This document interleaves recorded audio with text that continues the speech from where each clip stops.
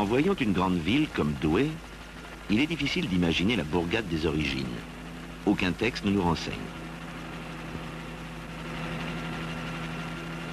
Jusqu'aux fouilles archéologiques que nous allons voir, l'origine de Douai semblait définitivement perdue dans les 5 siècles obscurs du Haut Moyen-Âge qui vont de la fin de l'Empire romain à l'an 1000.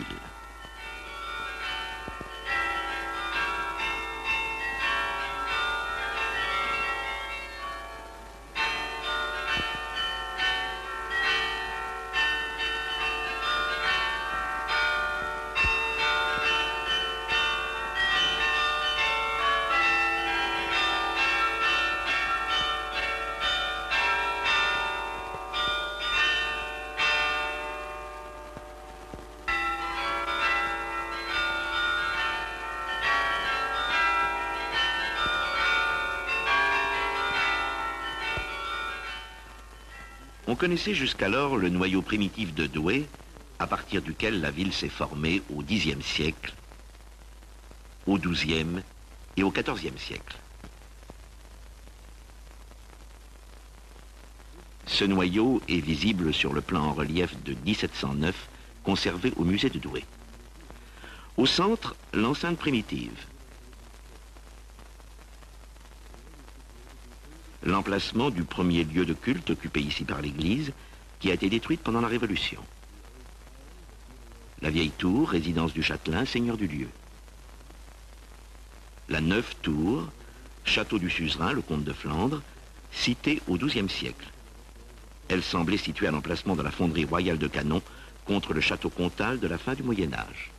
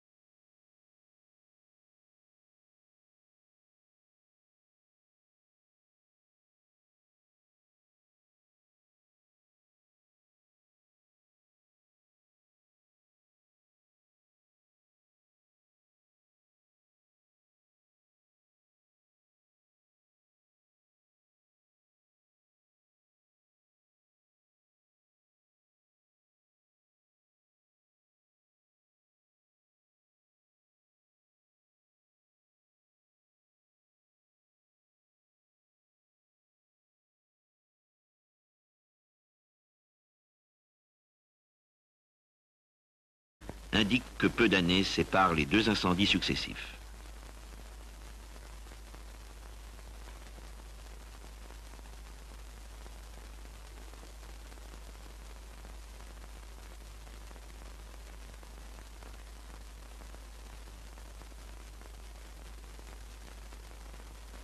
Une monnaie de Charles Chauve, fils de Charlemagne, et le style des trouvailles révèlent que le second incendie peut correspondre aux raids vikings des années 880 qui, d'après les chroniques, détruisirent les villes de la région.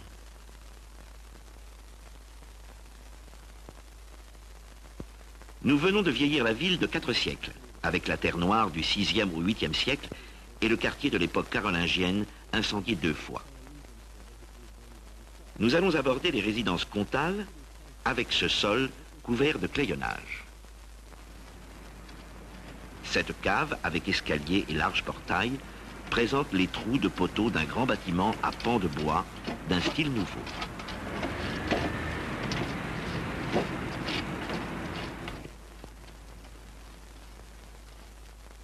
La reconstitution est bien sûr hypothétique. Dans les silos dépotoirs voisins ont été trouvés pour la première fois des éperons. Et ce médaillon d'or, monté en broche, à l'effigie d'un empereur romain. Ces 2 trouvailles suggèrent que le bâtiment abritait des gens de guerre, peut-être ceux du comte de Flandre ou le comte lui-même. Le fossé défensif, ici coupé transversalement, entourait un bâtiment remplaçant le précédent. Il confirme le caractère militaire de ces résidences. La seconde construction a été emmotée. De longs madriers horizontaux ont simplement été plaqués contre les montants verticaux par le poids des terres accumulées.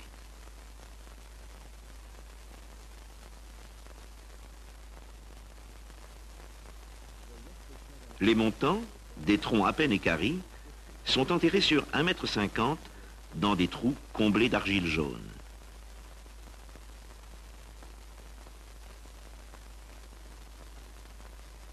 Une fois le trou vidé, nous constatons que 2 personnes pouvaient y descendre pour positionner les pieux.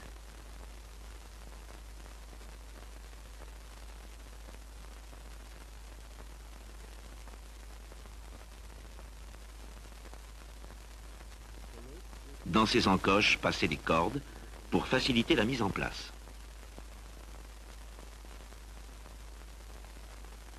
À l'origine, les poteaux avaient plus de 5 mètres de haut. Sur les coupes, on suit les sols liés au rehaussement progressif de la motte.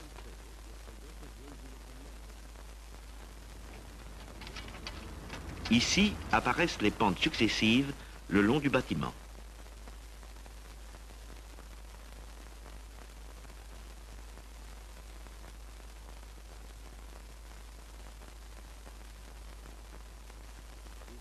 Nous pouvons maintenant reconstituer l'histoire de la résidence.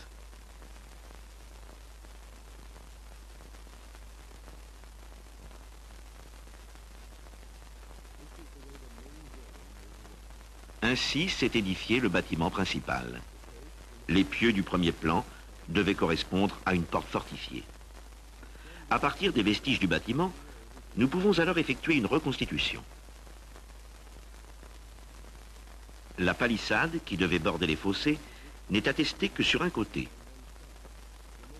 Le chemin d'accès, en noir, a été rechargé de jonchets de bois et de clayonnage sur près d'1 mètre d'épaisseur.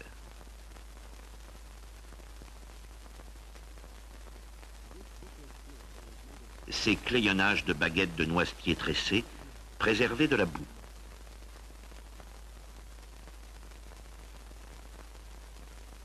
Il se prolonge dans le bâtiment, où, relayé par 3 poutres, il mène dans la pièce arrière.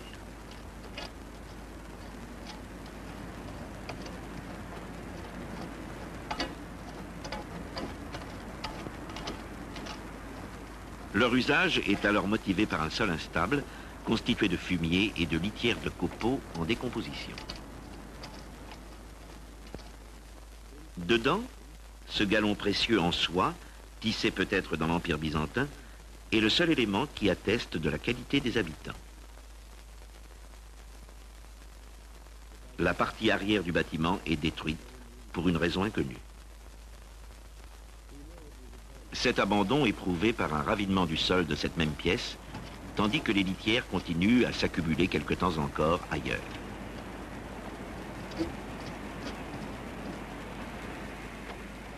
Le revêtement du bâtiment a peut-être été démonté pendant que le rez-de-chaussée était comblé.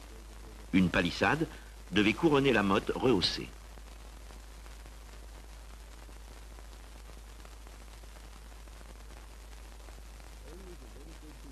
Seuls les madriers verticaux renversés par le poids des terres subsistent.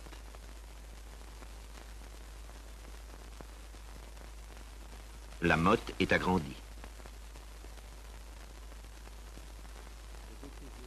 Les fossés sont approfondis et après ouverture dans le rempart en terre, débouchent dans le fossé urbain. Nouvel agrandissement.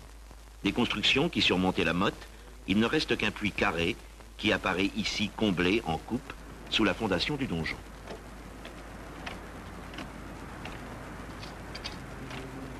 Le sol de la motte, très régulier, descend dans le fossé au-dessus de l'ancien chemin d'accès, visible en noir.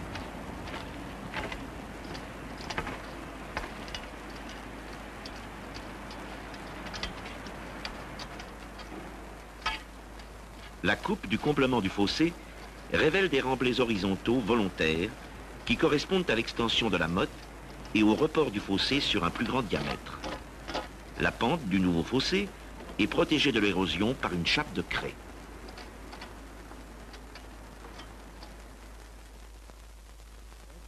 Après rehaussement vers le XIIe siècle, est bâti un donjon de 18 mètres de côté avec des murs de 4 mètres d'épaisseur. L'appartenance de ce château au comte de Flandre est alors indiquée dans un texte.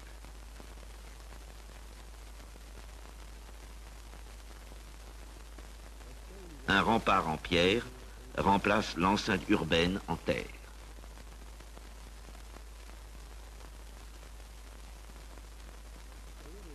La motte s'appuie bientôt sur ce rempart afin de permettre la construction d'un bâtiment de réception au-dessus d'une cave que nous avons dégagée.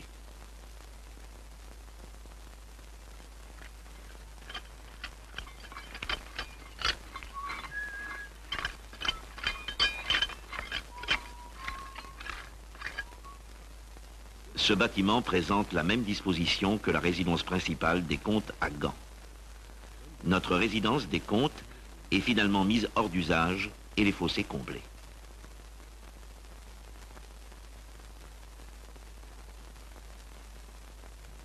Les remblais de la cave contiennent divers objets, des poteries, une bague en or, et surtout des monnaies, dont une de Philippe Auguste, qui situe cette destruction après 1228. Il semble que ce roi de France ait mis le château hors d'état en occupant la ville. Des maisons particulières s'élèvent sur la motte en 1268. Un chemin empierré passe sur le fossé comblé, ainsi que nous l'apprend la charte de donation de cette parcelle. Cette pente, protégée par une chape de ciment, correspond bien à cette époque, car elle est liée à ce chemin. Il conduisait de l'église à la nouvelle résidence comtale de l'autre côté du rempart.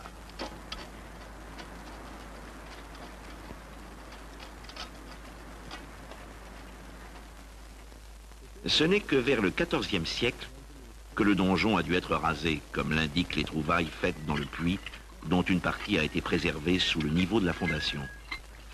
Ce puits s'ouvrait dans l'épaisseur du mur, ce qui permettait de tirer l'eau à tous les étages.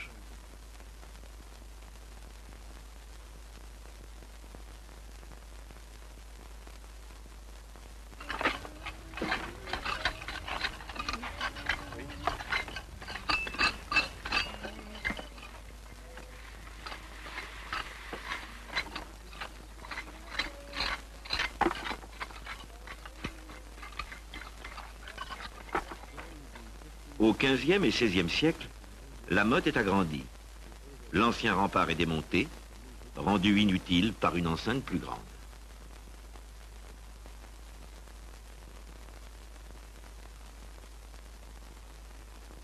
On retrouve la tranchée de fondation réouverte lors de la récupération de pierres. Côté extérieur, sont arrachés les moellons du parement. Début 17e, on réutilise à leur tour les pierres de fondation du donjon. Dans la tranchée sont jetés des milliers de débris domestiques.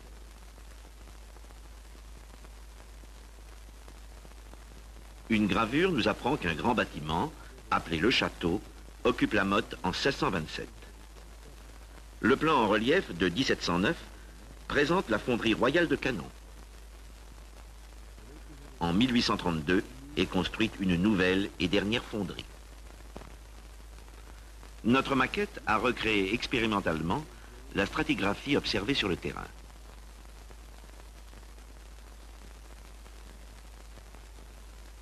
On retrouve les niveaux carolingiens, le rempart en terre, les premiers et seconds fossés, la cave, la tranchée de fondation du rempart, le bâtiment en bois. Résumons ce millénaire et demi d'histoire.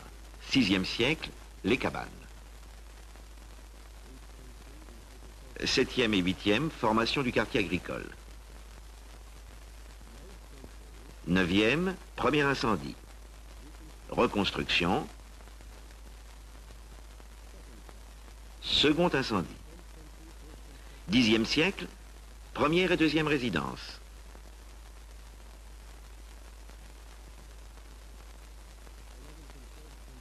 11e et 12e, le château des comtes.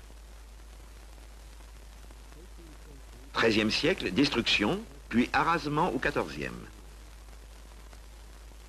16e siècle, récupération des matériaux. 17e, le château. 20e, destruction totale. Puissent ces fouilles faire prendre conscience de toutes les archives contenues dans le sol, qui disparaissent à jamais chaque jour avec les grands terrassements de notre époque.